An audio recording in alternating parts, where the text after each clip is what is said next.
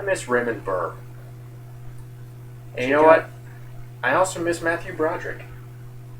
We got back from seeing the new Godzilla movie. Now, before we actually start this, I think it's important to know where we're coming from on the Godzilla series. Love it. Same here. I think I speak for the both of us when I say that we grew up with Godzilla. I remember going to West Coast Video. Stop.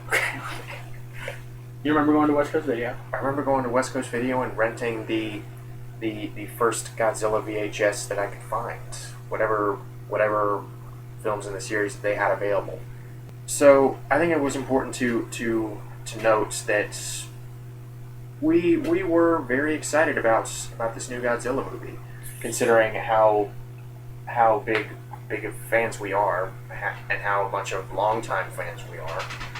So it was definitely in my top 3 of most anticipated movies of the year. It was my most anticipated movie of the year. I mean, for me, it was right up there with X-Men: Days of Future Past and The Hobbit Part 3. Now, first thoughts, I really liked it. Yeah, I think... I thought it was stayed very true to the original, unlike some 1998. See, I didn't even think the Roland Emmerich Godzilla was that bad, but I don't really think we need to compare it to the Roland Emmerich Godzilla because, honestly, everyone is making those comparisons. Yeah, but just to let you know, this one's better. Would you agree with that? Yeah. I really liked it as well, although I don't really think that I liked it as much as you did. Or at least not quite as much. And it all goes back to one major problem I have. Which we'll get into in a minute. But basically the main plot... The main gist is that... There's this new thing... Like now, in 1999, there's supposedly a meltdown. There's a meltdown at this nuclear power plant in Japan in 1999. So it turns out that Bryan Cranston's character Joe Brody not only loses his wife, but he is also forced out of there, and the whole area is basically quarantined off. Not only the power plant, but also the surrounding area is quarantined off, including his home. And he thinks that they're covering something up. So 15 years later, his son has grown up. He is a EOC in the military. No, EOD in the military, which is basically the nuclear bomb disposal unit. His son is basically a military lieutenant, and he's the bomb diffuser. And he convinces him to come with him to sneak inside the quarantine zone to see if they are covering anything up. The father convinces the son. Yes, and it turns out they are. And soon enough, Ken Watanabe comes in, the leader of a new kind of like next generation of the father, but he is doing experiments on a radioactive kind of cocoon type thing, which it turns out was there 15 years ago, and that was what was caused the leak. And also, for the past 60 years, basically ever since 1954, he's been following this prehistoric monster that has been roaming around the seas.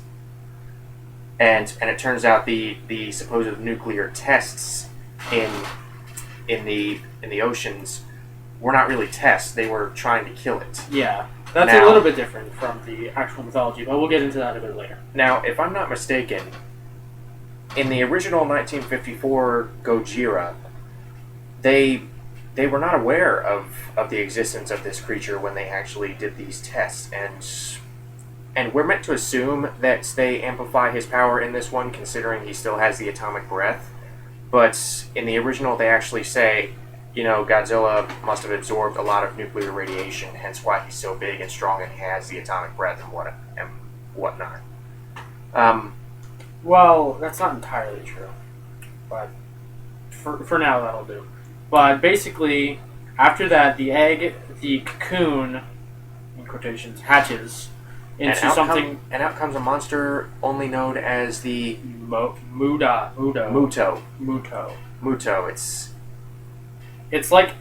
Okay, here's my description of it. It's this big bat mosquito thing. It's a mixture between Rodan, a praying mantis, and a bat.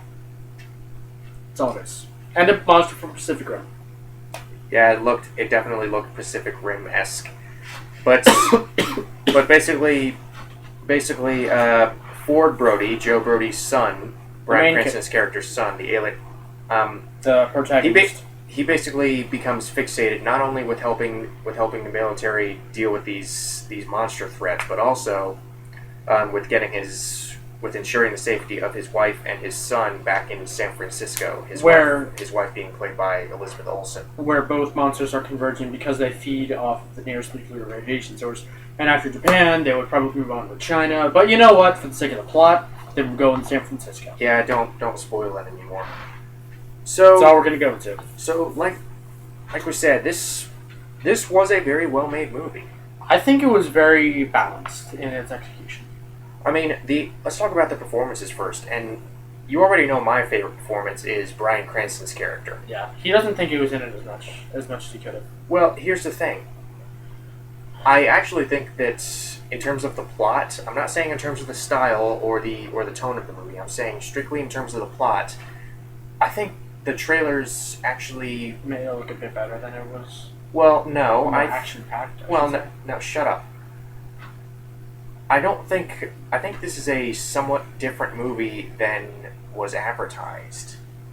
Because Bryan Cranston is all over the trailers. Yeah, and also there's a lot more There's a lot more Godzilla. There's a lot more suspense and build up to the monster. When in reality they build him up for like 10 minutes in the movie, and after that you just know he's kind of there. Because basically they keep cutting back to him traveling across the Pacific to San Francisco. And there are ships following him, and he's doing nothing. He's just kind of swimming. These aircraft carriers that are swimming right next to him. I thought that was kind of a silly visually. I'm like, you don't actually have to get close enough to touch him.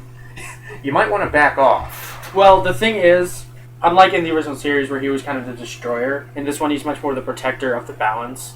Because I don't really think he's that. They only label him the savior of the city at the end of the movie. No. They say, well, are we going into spoilers? No, not yet. Let's keep that to the end. So the visual effects, they were really good. I thought they looked pretty darn good. I mean, it's Godzilla, it's America. They're not going to use a rubber suit. Well, here's the thing. I thought when I heard that they were going basically all CGI, or at least for the monsters anyway. Were you thinking more of the 1998? I was just thinking, this is probably going to look like every other CG monster out there right now. But honestly, it didn't. It looked really realistic, especially Godzilla. Well, yeah, I mean, there's real attention to detail in rendering these things, more so with Godzilla than with the Muto, because Godzilla, you can see every individual scale.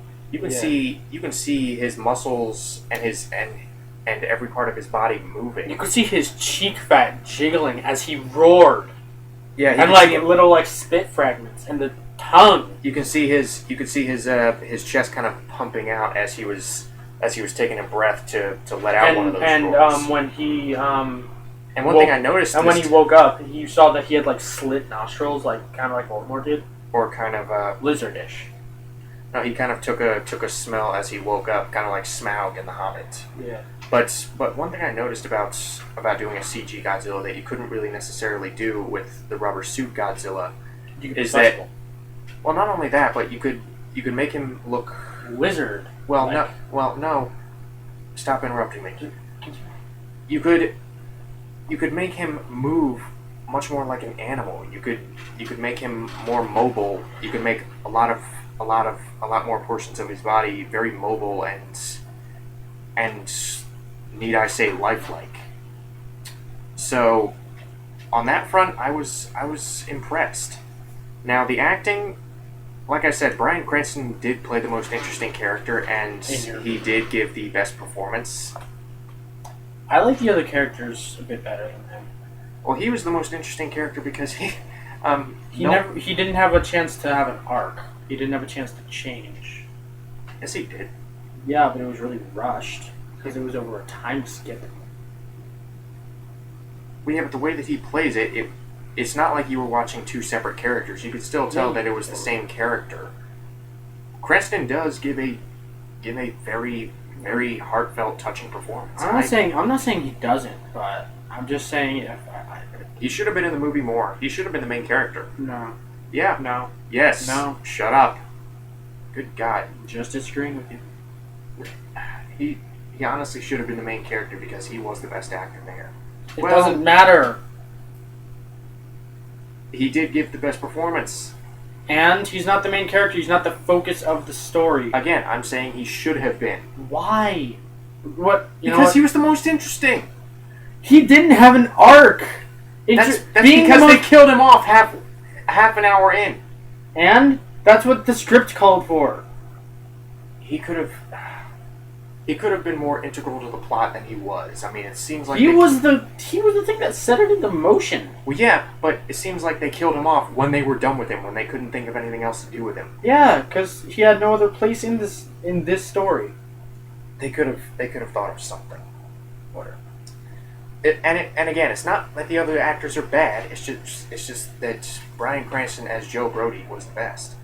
Aaron Taylor Johnson was good. He was very good. Wasn't he Ford? He was Ford. He was Ford Brody, Cranston's son. Ken Watanabe was very good. I thought he did a very good performance. Aaron Taylor Johnson, I don't like his choice of movies all that much. I mean, I've seen almost nothing but crap from him because he was in the 2 Kick-Ass movies. He was in Savages. He was in Anna Karenina. I've never seen any of those. I don't really have a problem with him as an actor. I just really can't stand his movie choices. But honestly, he did a really good job here. I bought him as this military man, and I bought him as this worried father and a worried son. So I thought he made a decent lead, despite the fact that I would have preferred Cranston. Aaron Taylor Johnson did carry the movie reasonably well, or as well as he could carry it with giant monsters walking around. Elizabeth Olsen was also pretty good as his wife. L, which is a dumb name. Well, It worked in Death Note, not here. I assume it's short for Ellie. I saw it. It was just L, E-L-L-E. Whatever. Elizabeth Olsen plays his wife. Now, Elizabeth Olsen is probably the only Olsen sibling who I do not dislike. I don't know the others. Mary-Kate and Ashley. Don't know. You lucky duck. Anyway, Elizabeth Olsen, she was pretty good. I like the fact that they actually showed her in her Natural habitat. well, no, in her profession, because too often in these types of movies, You just see the wife being the housewife.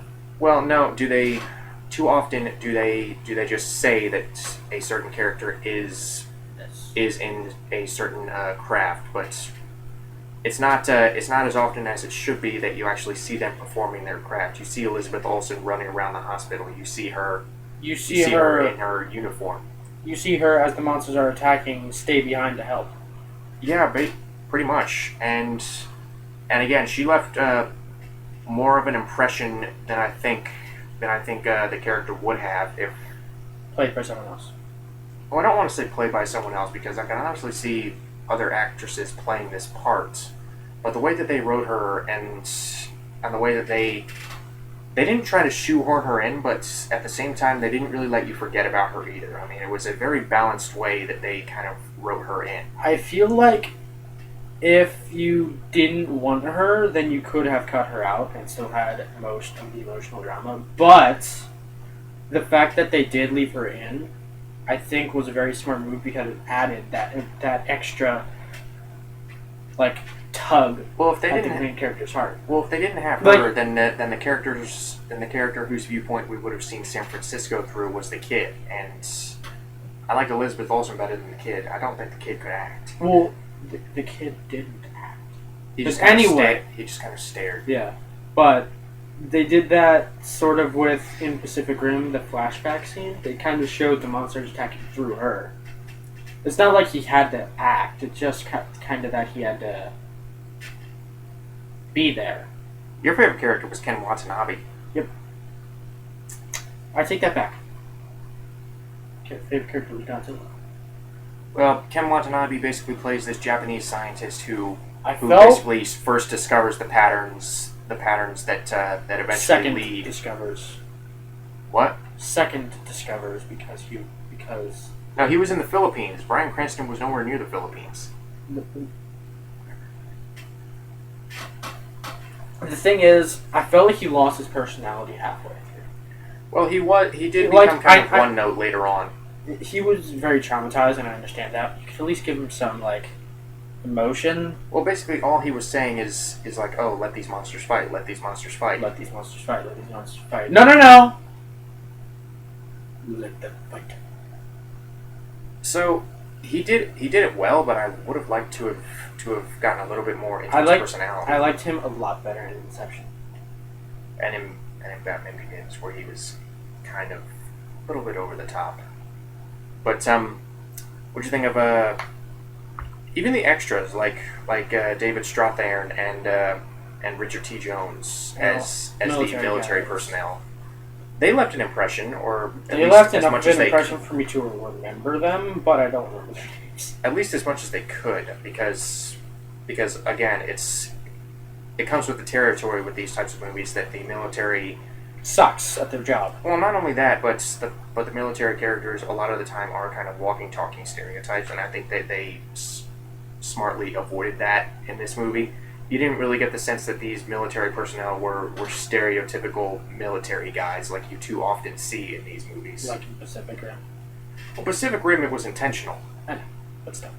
Pacific Rim. Anyway, is that all we have to talk about? No, we should talk about. Well, we already talked about the effects. How about the direction, the Gareth Edwards direction?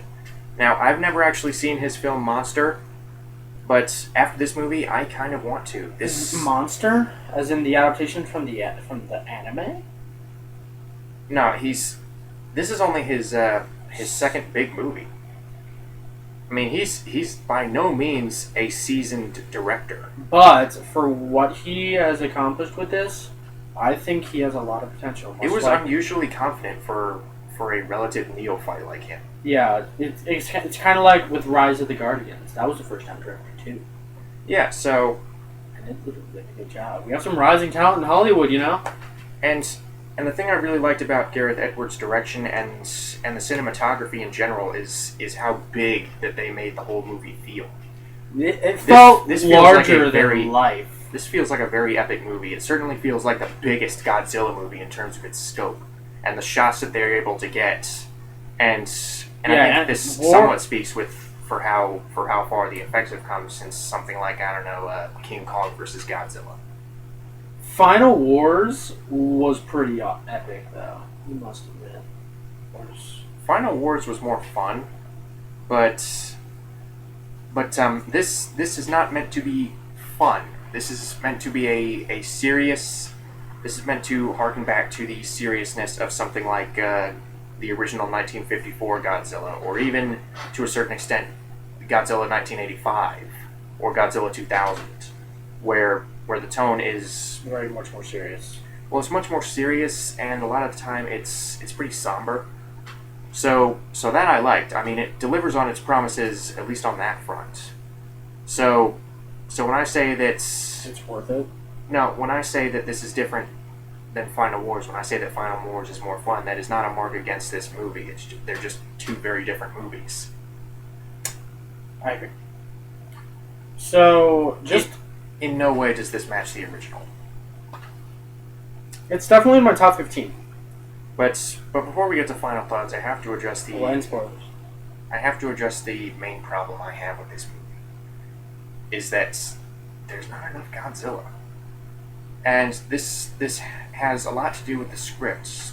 A lot of the time they seem so preoccupied with establishing the Muto monsters and trying to develop their backstory that they kind of forget about Godzilla. I mean, at one point I kind of leaned over and said, "Excuse me, isn't this movie called Godzilla? Where's Godzilla?" And then the characters basically said, "Oh, he's over there somewhere. Focus on these Muto monsters," which I will give them credit. The Muto monsters, at least in their behavior, did seem more realistic to how a real animal would act. Like Watanabe's like, "Oh, it's a mating call," and the female is bigger and more and deadlier, kind of like spiders. It reminds me a lot of the fantasy come true, of Dragon World. That like documentary thing. Like at the end where it flashes back to like the European age when the male dragon and the female dragon come together. It kind of reminded me a lot like that because the female definitely was a lot more ferocious. Well, and the male was sort of the flyer that got food. Well, going back to the movie, do you disagree? I don't disagree, but I think that there's enough to where not only does it warrant a sequel to where there will be a lot more of him, but it also does satisfy, especially with that final scene. The last 30 minutes were definitely the best part of it. The last 30 minutes with the monsters fighting, aside from the fact that that Godzilla was getting his butt handed to him for some of it. Movie? No, yeah. Whatever. Have you ever seen Godzilla? I thought it was good. I thought it was very well done and very balanced. I just wish there was more Godzilla. That's the biggest problem I have with it. It needs more Godzilla. But however, okay. In the few hours since we've seen it, I have contemplated and said to myself, this is not really the first time that Godzilla has been essentially a supporting character in one of his movies. And I think the problem I have with this, that I can't really fault something like Godzilla versus Gigan for, is that this is advertised and all around marketed as a return to form, a return to the classic Godzilla. This is meant to be this big story about Godzilla, and I think, and this goes back to what I was saying about the advertising kind of misrepresenting the movie that you're getting here.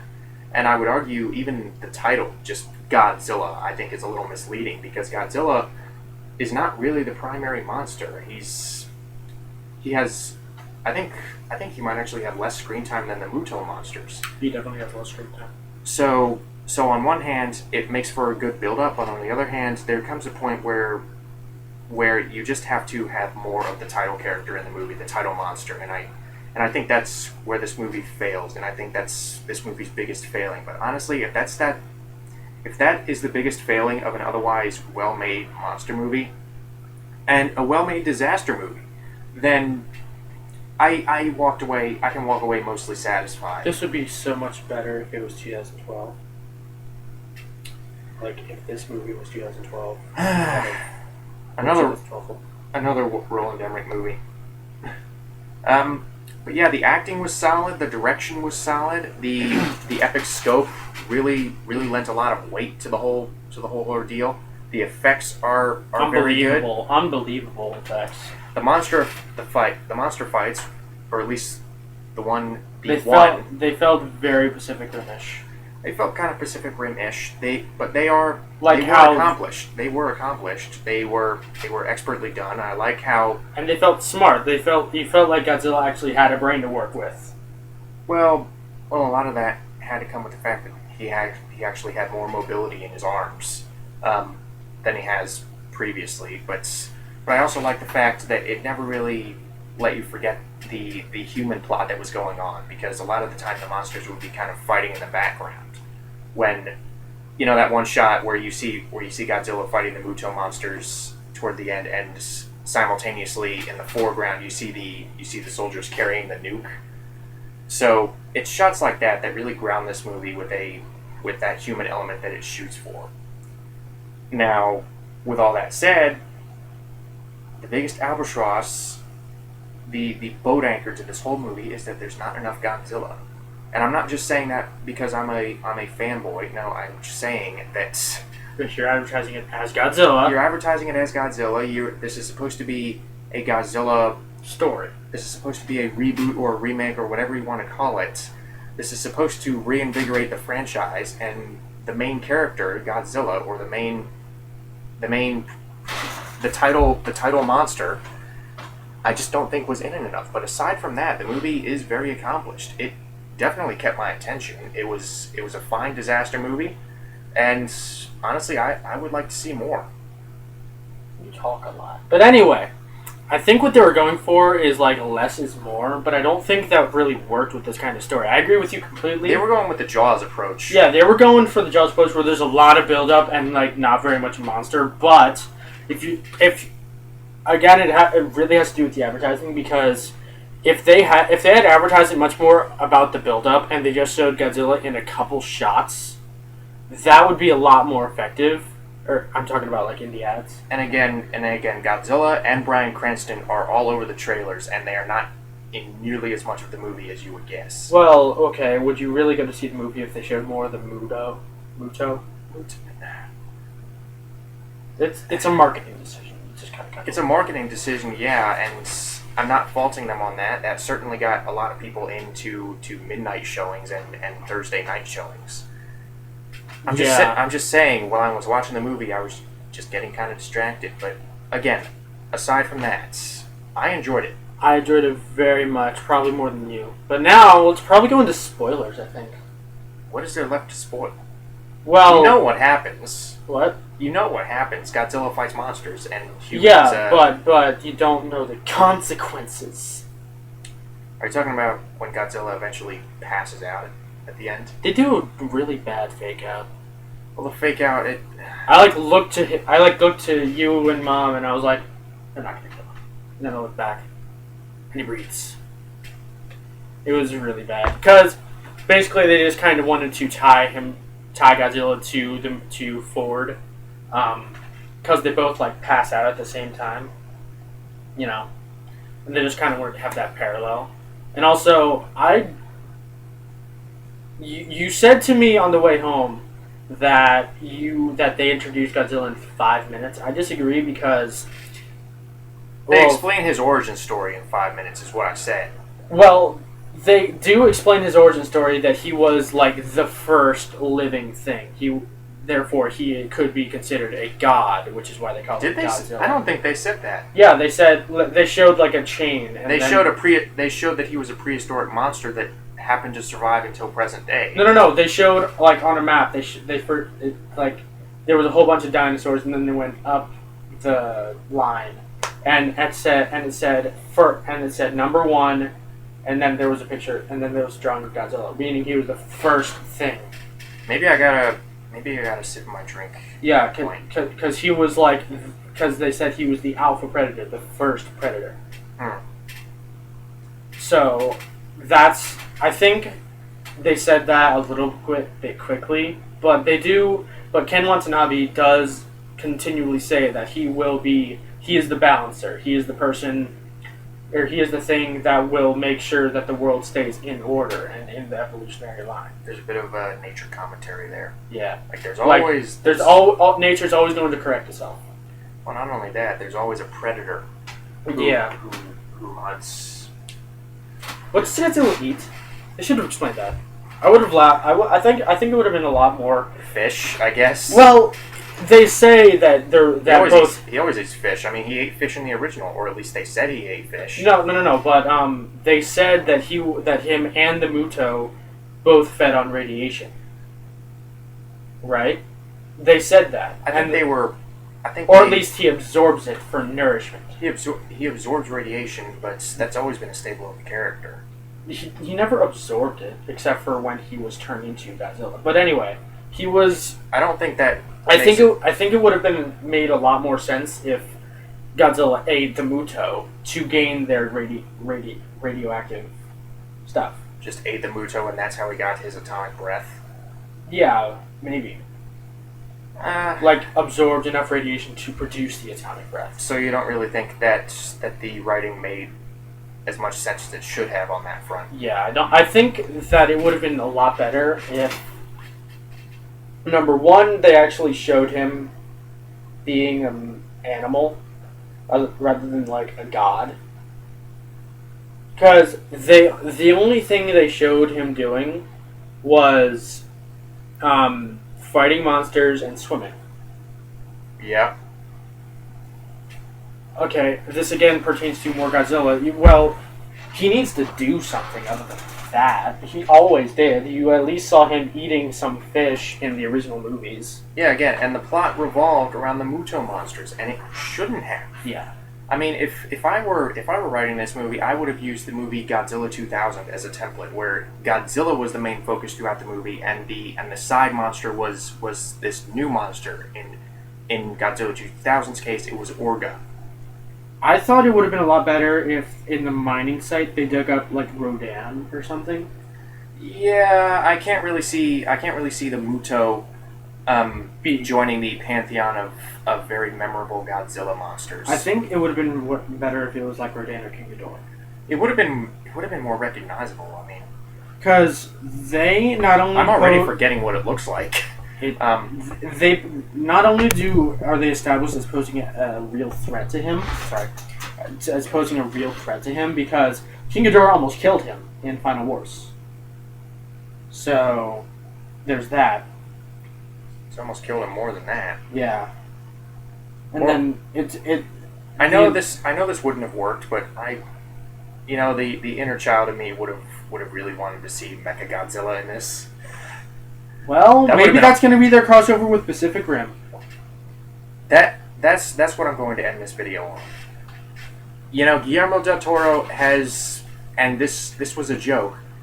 Guillermo del Toro has said, if they would permit me, I would like to do a crossover between Pacific Rim and the new Godzilla. My inner child needs that movie to happen, Hollywood. Make it happen. It has to happen. I want that crossover. Make it now.